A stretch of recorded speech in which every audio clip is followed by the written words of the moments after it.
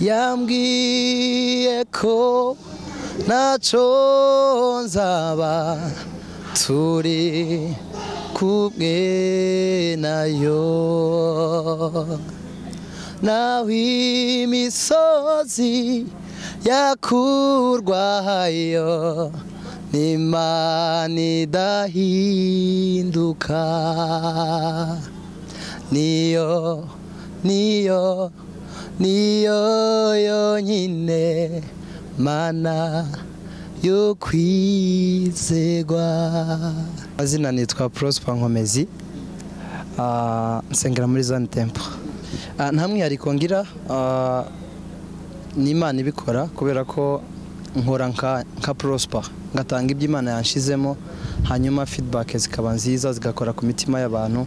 Ibanga nta rindi no gusenga Imana, ndasenga bisanzwe hanyuma Imana igakora ibyayo. Gahunda ni nyinshi cyane. Uyu mwaka mfitemo concert yo launching album yanjye ya mbere ku ndirimbo bagiye babona.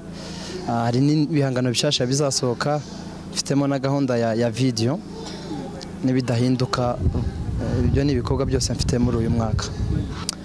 Biranshimisha cyane kandi bigatuma ngira imbaraga zo gukomeza gukora, kuko nta muntu udakunda ko bishimira ibyo yakoze. Iyo abantu babyishimiye n'Imana iba yabyishimiye, so bintera courage no gukomeza gukora cyane. Ubutumwa namuha ni ukudacika intege. Nimba afite impano y'Imana akore, hanyuma asenge ibyo yakoze abishire hanze, ibindi Imana izabikora. Ntago nanjye nari nzi ko indirimbo yanjye yakinwa kuri radio cyangwa umuntu yambwira ngo indirimbo yamukoze ku mutima.